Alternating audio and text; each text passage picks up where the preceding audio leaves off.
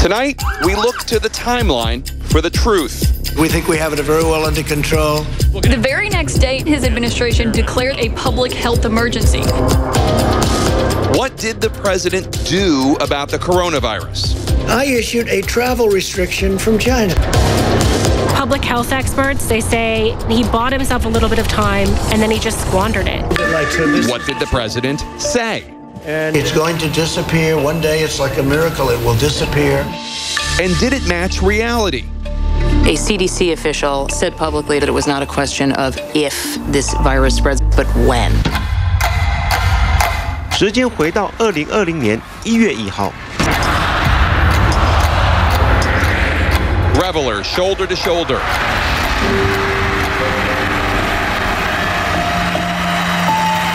Celebrating a new year that would bring a new virus, a new normal,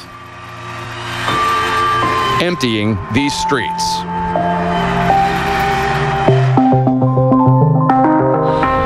January, this is when the Trump administration really gets the first word out of China, and it goes to the head of the CDC that there is this series of respiratory illnesses going around. They haven't identified it. And this is already a concern to the top health officials in the administration.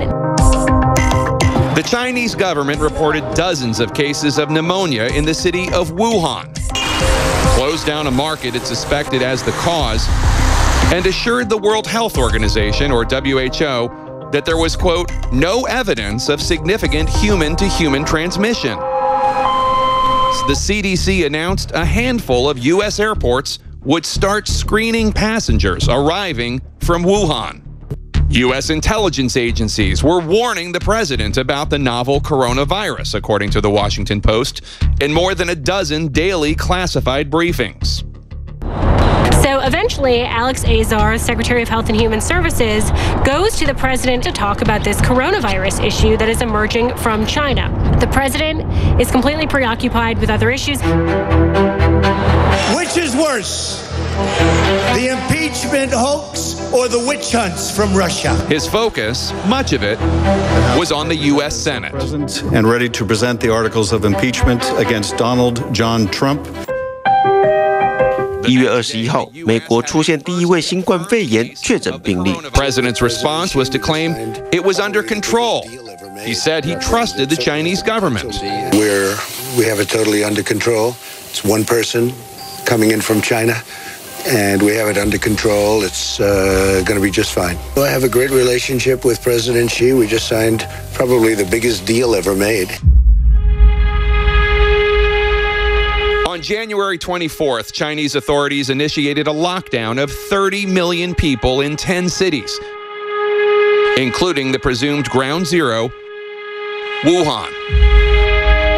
Trump praised China, tweeting, China has been working very hard to contain the coronavirus. The United States greatly appreciates their efforts and transparency. It will all work out well. But behind the scenes, Health professionals across the government were tracking what was happening in China and getting alarmed. Some were sharing their fears in an email chain dubbed Red Dawn, originated by Duane Caneva, the chief medical officer at the Department of Homeland Security. An email chain leaked to the New York Times.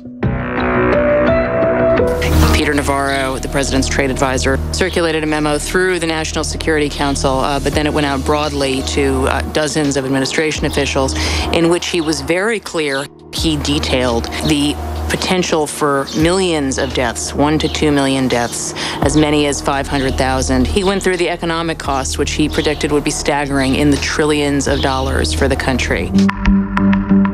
That memo was dated January 29th, a day that also brought this. The White House announced the creation of a coronavirus task force to deal with the threat here in the United States. And Trump again told the country everything was fine.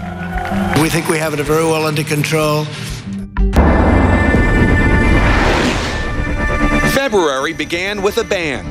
Not one person has died, and I issued a travel restriction from China. The restriction stopped most Chinese residents and foreign nationals who had recently been in China from traveling to the U.S. There were only 9 known cases of the novel coronavirus inside the U.S.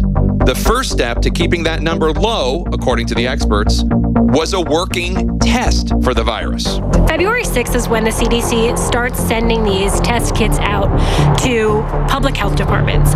But the tests, the only tests approved for use in the United States, were not working. There was a test available from the World Health Organization, but the CDC did not choose to get it.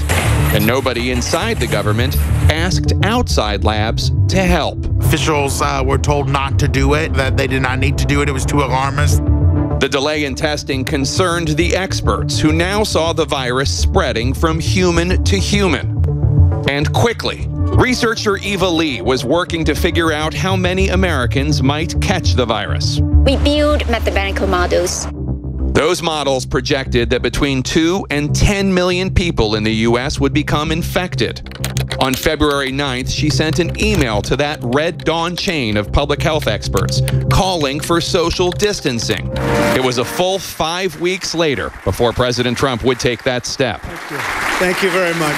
在乔治亚理工学院的伊娃利博士提出示警的隔天，川普总统是这么说的 Looks like by April, you know, in theory, when it gets a little warmer, it miraculously goes away. The chances of that were near zero. Partly because it was now more than 2 weeks since the CDC test had been approved, and it still was not working properly. During the 3rd week of February, public health officials were preparing for the worst, just in case. They gathered in the Situation Room to run a tabletop exercise of what it would look like if the pandemic fully hit the United States. And so while the president was talking about 15 cases going to zero, they were talking about 15 cases going to the thousands, and then the tens of thousands, and then the hundreds of thousands. 也是到了这个时候，美国卫生及公共服务部才知道，新冠肺炎存在无症状感染者人传人案例。It was now February 24th, and it was time, Dr. Kadlik and his colleagues decided, to tell President Trump he needed to recommend social distancing measures, including shutting down big public events and schools. But President Trump was in India. 当川普人还在飞机上，美国 CDC 免疫和呼吸系统疾病中心主任就公开对外公布，新冠肺炎可能演变成大流行。The Dow is taking a dramatic hit down. 道琼工业指数2天就跌掉了1900点。川普震怒，在反国记者会上，他是这么说的 When you have 15 people, and the 15 within a couple of days is going to be down to close to zero, that's a pretty good job we've done. 美国卫生部助理部长没敢再提社交距离建议，又一次丧失抢救美国的机会。So in late February, the president was still holding crowded rallies. His administration had not yet recommended social distancing, and they had not solved the problem with the testing kits. 时间来到3月1号，此时美国确诊病例还只有72人，死亡1人。New evidence confirmed that the virus, after entering Washington state and California, was now spreading on the East Coast, with the first reported infection in New York. And 2 days later, a second. In a few short weeks, New York State's second case of COVID multiplied into hundreds, forming the nation's newest cluster. We will continue to do exactly what we're doing. But back in Washington, D.C., the president had yet to publicly admit the enormity of the unfolding crisis. A lot of very exciting things are happening, and they're happening very rapidly. The month before, in February, a team inside Trump's own administration had developed an aggressive plan to try to slow the spread of the virus through social distancing, a plan that would effectively shut down a big chunk of the nation's economy. But President Trump was still resisting. So this is a critical period of time where the coronavirus continues to spread and no real federal action is taken. States began competing for critical medical supplies and equipment. Come mid-March, supplies would become so scarce, the CDC would issue guidelines to healthcare workers to reuse masks. or even use bandanas if necessary. Part of the problem in terms of the PPE is that there has been a total lack of clarity about process here. Mike Pence took over the task force. Jared Kushner, the president's son-in-law and senior advisor, has been running what some have described as a shadow task force. That has left a lot of confusion as to who exactly is responsible for helping procure PPE. Look at the bizarre situation we wind up in. It's like being on eBay with 50 other states bidding on a ventilator. A bizarre situation complicated by the president's son-in-law. The federal stockpile was supposed to be our stockpile. It's not supposed to be state stockpiles that they then use. When Jared Kushner made his first and so far only appearance in the briefing room, it did his father-in-law some damage when he described the stockpile as our stockpile because the federal government is supposed to be there to help the rest of the country, not to be in a fight with states. 川普这边忙着抢失分。Anybody that wants a test can get a test. 作陪的官员倒抽一口气，他们不敢纠正川普。其实都已经3月了，疫情也开始扩散，美国还不具备大规模筛检的能力。It will go away. Just stay calm. 疫情没有如川普所说的 go away， 隔天世卫宣布新冠肺炎为大流行。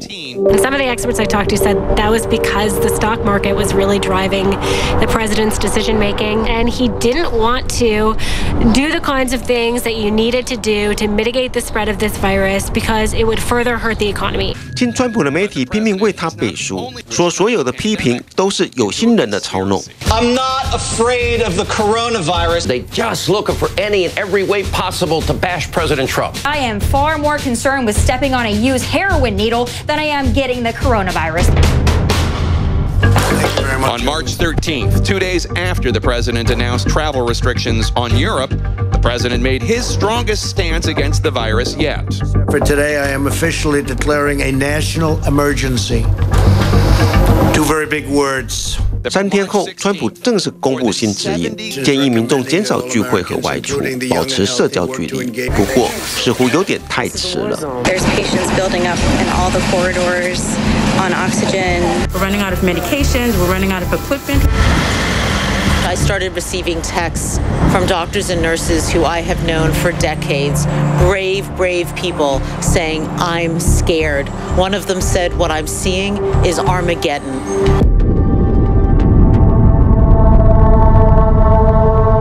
On March 26th, the U.S. reached a somber milestone, becoming the new global leader in confirmed infections. The following day, President Trump approved a historic $2 trillion stimulus bill, and he finally pledged to authorize the Defense Production Act, which would allow him to force the manufacturing of ventilators. For weeks, we've already had doctors, we've already had nurses publicly and on television pleading, saying, we don't have what we need to protect ourselves from the virus. 整个3月，美国确诊病例从72人暴增到16万人，死亡人数从1人变成3000人。America, now the deadliest nation in confirmed coronavirus cases. The city's system for burials is completely overwhelmed. The remains were loaded into trailers and brought to Hart Island for a temporary burial. And then the doctor took the phone and he said, I'm sorry, but there's no more pulse. On the last day of March, President Trump was more serious than he had ever seemed to be discussing the pandemic as he addressed the nation. I want every American to be prepared for the hard days that lie ahead. We're going to go through a very tough 2 weeks. I think of all of the briefings he has done, that was probably the best one. It was that he was telling the truth to the public. He was doing what elected officials are supposed to do, which is prepare their citizens and the general public for what's to come. Our country is in the midst of a great national trial, unlike any we have ever faced before. They're shocking numbers when you see 100 and 120,000 and 200,000 people over potentially a very short period of time. One of the ways in which he realized it was toward the end of March, watching his Elmhurst Hospital, where 13 people died in a 24-hour period from COVID-19, I think brought home the reality of this for him in a way that few other things did. Five ventilators. Oh my God. I grew up right next to it. To see the scenes of trailers out there, they're freezers. Nobody could even believe it.